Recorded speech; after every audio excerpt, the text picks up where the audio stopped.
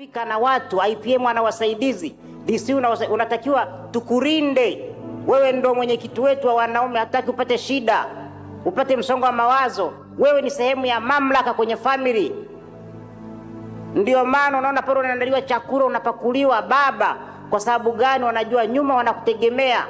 Sasa wewe leo ukianza kulalamika mwanaume kama una vidonda sehemu za siri, hakuna family.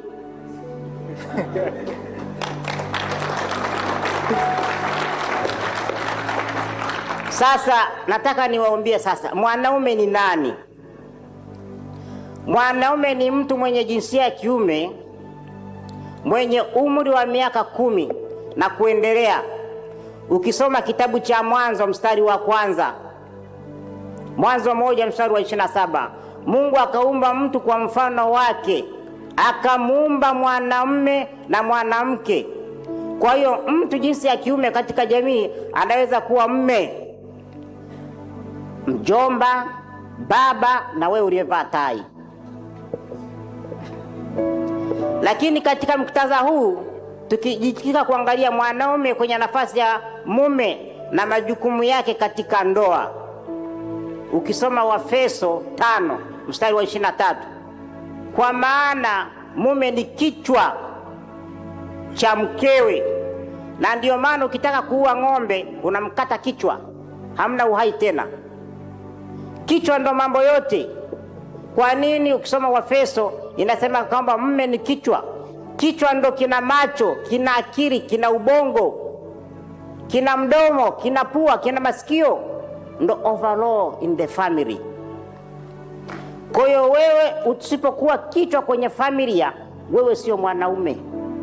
Unatakiwa uturudishie vyombo vyetu, uvae abaya, uendelee na mambo yako. Yes sir. Unanipata vizuri? Yes sir. Kichwa maana yake kuwa chanzo cha mambo. Wewe ndo ndani ya nyumba unaweka mikakati. Manager wanaita domestic manager, mama wa ndani ana take place, anaendelea. Fikira kuu na mtu mwenye upeo wa kuongoza, sio maneno yangu. Soma Waefeso 5 mstari wa 23. Wewe ndo fikira kuu ndani ya family. Na ndio maana leo umekaa hapa, nabii wetu IPM kaka yangu amesema vaa suti, vaa tai. Tai ni alama ya hatari, mamlaka. Muda wowote unaweza kuchukua maamuzi makubwa, madogo, mazuri, mabaya kwa ajili ya familia yako. Huyo ndo anaitwa mwanaume.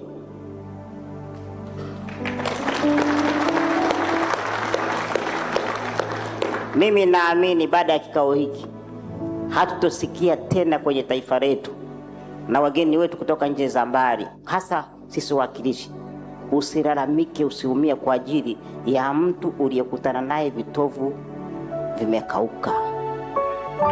Yes sir. Na ukikuta mwanaume ambaye analalamikia, wewe jiulize, mke ulionaye ulitongozewa au ulitongoza mwenyewe? Kwa nini umpende mtu, umlete nyumbani, atumie pesa yako, umlipie ruku, ulipie umeme, umvarishe, alafu akutreat vibaya? No, it can't be. Kata mti, panda mti. Yes sir. Makofi mengi kwa DC tafadhali. Sisi wanaume tumeumbwa kuwapenda, na wanawake lazima watutii. Mpende kadri ya uwezo wako, lakini lazima akutii.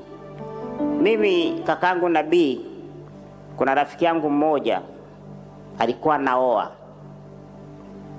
akaja DC, nisaidie bwana, nafanya engagement. Mimi nabii nafuga, nikampa mbuzi 3, nafikiri na kuku 4. Alafu kilichonisikitisha, siku ya engagement akapiga magoti. Mwanaume unapigaje magoti kumvalisha pete mwanamke? Huo ni umama.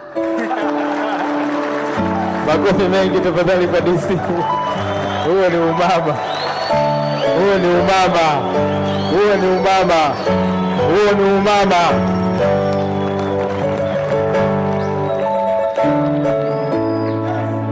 Yes sir. Mamangu mwanamke nilimwambia nakupa siku 3 rudisha mbuzi zangu. Na harusi yake sikwenda, na ningekuwa nafanya TANESCO ningemkatia umeme.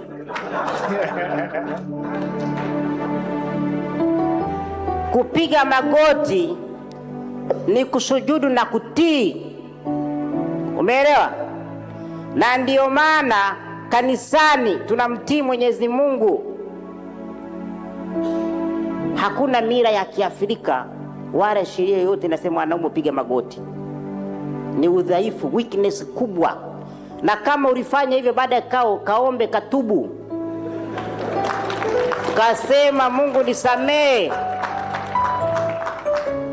Mapenzi yasikufanye ukashusha brandi ya wanaume nchini. Tunaelewana? Mwanamke ndo anatakiwa kupigia magoti, akushukuru. Magoti na kushukuru sana kwa kunichagua, kunichukua mimi kuwa sehemu ya familia yenu na kunipenda. Mungu akubariki. Unapiga magoti. Tena napiga yote mawili namna hii. Sasa mwanaume wewe unapiga magoti, utapumuliwa nyuma.